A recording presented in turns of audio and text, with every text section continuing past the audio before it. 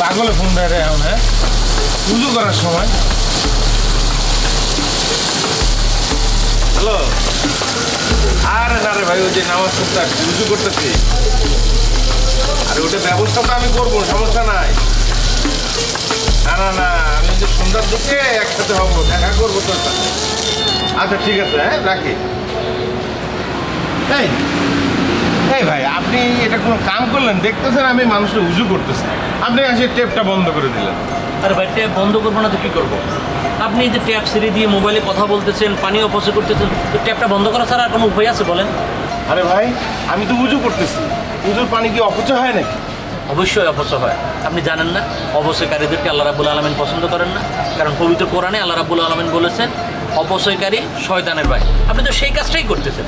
ভাই আমি তো এটা জানি অপচয়কারী শয়তানের ভাই, কিন্তু সেটা তো খাবারের ক্ষেত্রে, এই উজুর পানির ক্ষেত্রে তো আর বলে নাই। খাবারের ক্ষেত্রে তা ঠিক আছে, কিন্তু পানির ক্ষেত্রে আরও বেশি গুরুত্বপূর্ণ। কারণ পানির অপর নাম হচ্ছে জীবন, আর আপনি সেই পানি অপচয় করতেছেন। আল্লাহ রাসূল সাল্লাল্লাহু আলাইহি ওয়াসাল্লাম পানি ব্যবহারের ক্ষেত্রে খুবই সতর্কতা অবলম্বন করতে বলেছেন।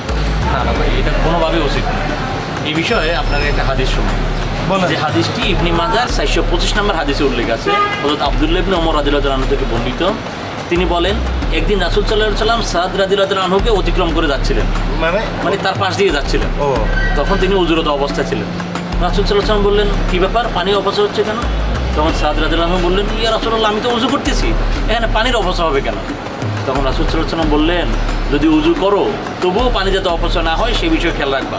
যদিও তুমি প্রবাহমান নদীতে উযু করো, সেখানে পানি ব্যবহারের ক্ষেত্রে এত সতর্কতা অবলম্বন করতে বলেছে, আর আপনি এখানে পানি ছেড়ে দিয়ে মোবাইলে কথা বলতেছেন, অন্য মনস্ক আছেন, এদিক দিয়ে পানি অপচয় হচ্ছে। বুঝলেন না বিষয়টা? ভাই, এই দুনিয়ার সব মানুষই তো এইভাবে টেপ ছেড়ে দিয়ে উজু করে।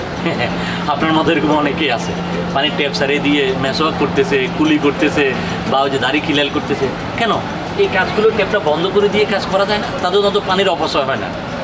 এইগুলো করতে গিয়ে যে কখন যে গুনার ভাগী হয়ে যাচ্ছেন নিজেই টের পাচ্ছেন।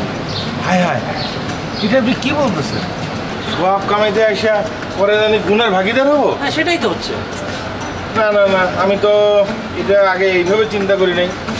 ঠিক আছে ভাই, আপনি যেহেতু বলছেন এবং হাদিসের আলোকে আমি আর কখনো এই পানি অপচয় করবো না।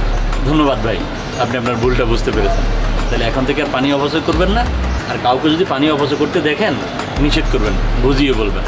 কারণ ভালো কাজ প্রচার করাটাও এক ধরনের ইবাদত। বুঝতে পারছেন? এই আমাদের সময় হয়ে যাচ্ছে, উযু করেন। হ্যাঁ।